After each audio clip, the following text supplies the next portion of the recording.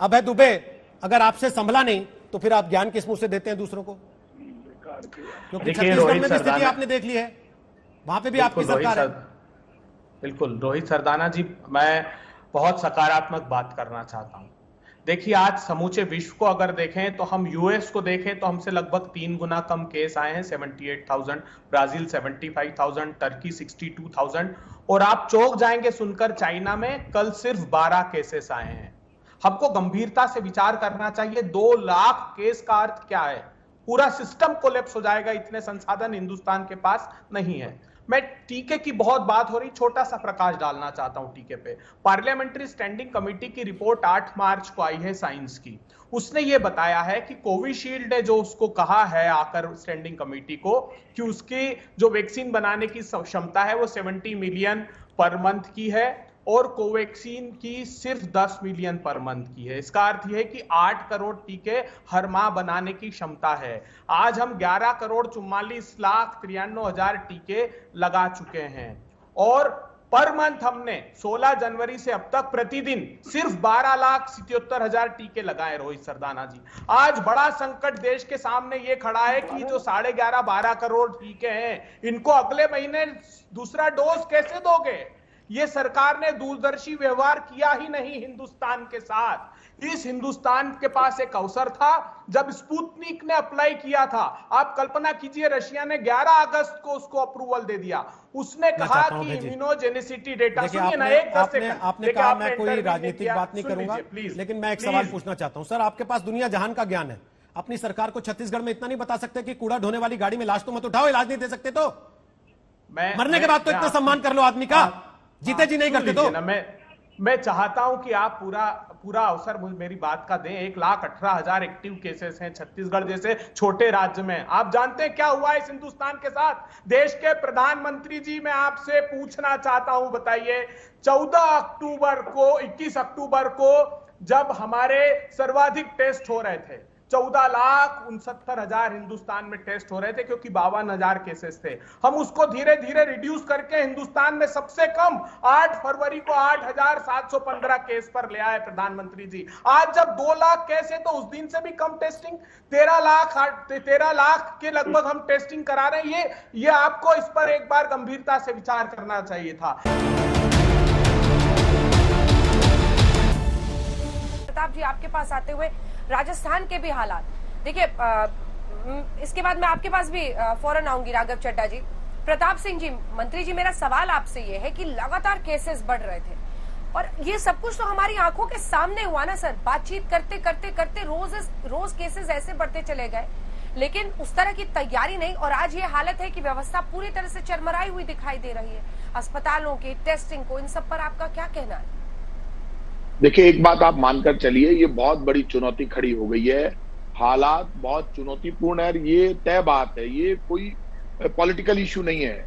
मेरे पास हॉस्पिटल से फोन आ रहे हैं, रेमडेसिविर इंजेक्शन भी कम पड़ रहे हैं। जो बीमार होने के बाद बहुत ज्यादा जरूरत पड़ती है रेमडेसिविर इंजेक्शन की, और लगातार डिमांड प्राइवेट हॉस्पिटल से फोन कर रहे हैं। हालांकि हमारे सरकारी हॉस्पिटल राजस्थान में उपलब्ध है, लेकिन पहले रेमडेसिविर इंजेक्शन की कभी कमी नहीं आई। अब हमारी जितनी कंपनियां वैक्सीन की कमी आ गई, रेमडेसिविर इंजेक्शन की कमी आ गई।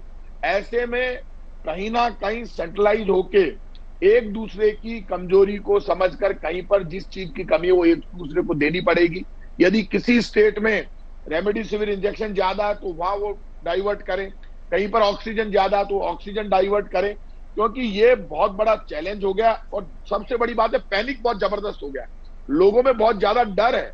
ऐसा डर मैंने कभी नहीं देखा, क्योंकि जिस तरह से केसेस बढ़ रहे हैं और जिस तरह की अफवाहें चल रही है उससे लोग बहुत ज्यादा डरे हुए हैं। इस मामले में हमको कहीं ना कहीं अब पूरी तैयारी के साथ वॉर लेवल पर, इमरजेंसी लेवल पर तैयारी करनी पड़ेगी। आप लोग स्वास्थ्य मंत्री से संपर्क में हैं? क्या केंद्र से पूरी तरह से सहायता मिल रही है?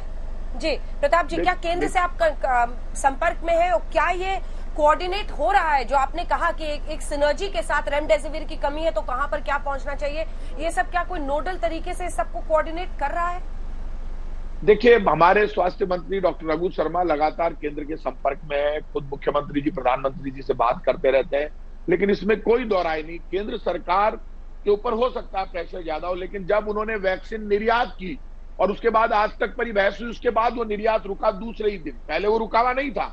तो वैक्सीन का निर्यात अब रोका, ये पहले रोक दिया जाता। हम पाकिस्तान को वैक्सीन दे रहे हैं, दूसरे देशों को दे रहे हैं, लेकिन हमारे यहाँ कमी आ गई, ये बड़ी चुनौती है।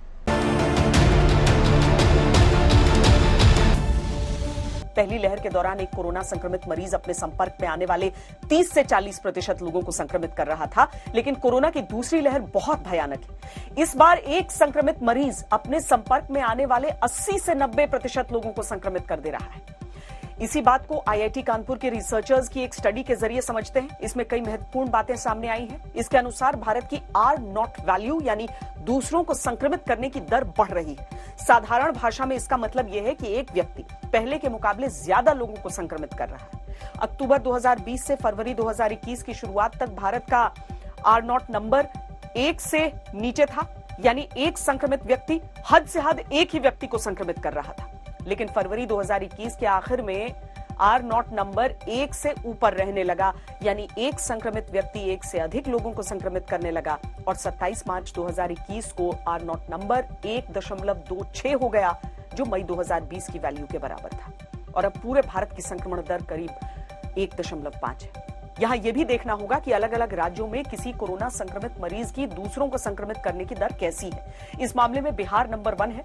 बिहार का R0 नंबर 3 है, यानी एक व्यक्ति 3 लोगों को संक्रमित कर रहा है और फिर वायरस बहुत तेजी से फैल रहा है। नंबर 2 पर उत्तर प्रदेश है, जिसकी संक्रमण दर 2.77 है, यानी एक व्यक्ति 2 से ज्यादा लोगों को संक्रमित कर रहा है। झारखंड, छत्तीसगढ़ और दिल्ली का भी यही हाल है। झारखंड की संक्रमण दर 2.35 है, छत्तीसगढ़ की संक्रमण दर 2.16 है और दिल्ली की 2.15। इस समय बच्चों पर भी कोरोना का बड़ा खतरा है। वायरस पिछले 1 साल में स्मार्ट हो गया है, बच्चों पर हमला कर रहा है। 16 साल से कम उम्र के केस पहले से ज्यादा सामने आ रहे हैं। आईसीएमआर के अनुसार हर 100 में से कम 4 ऐसे मरीज हैं जिनकी उम्र 10 साल से कम है। 1 मार्च से 4 अप्रैल के बीच 5 सबसे अधिक प्रभावित राज्यों में सामने आए 79,688 केस बच्चों के हैं। इनमें से महाराष्ट्र में 60,000 से ज्यादा, छत्तीसगढ़ में 5,940, कर्नाटक में 7,327, उत्तर प्रदेश में 3,004 और दिल्ली में बच्चों के 2,733 केस आए। 5 साल से कम उम्र के बच्चों को भी जबरदस्त इंफेक्शन हो रहा है। गुजरात की सूरत में तो 14 दिन के नवजात बच्चे ने कोरोना की वजह से दम तोड़ दिया।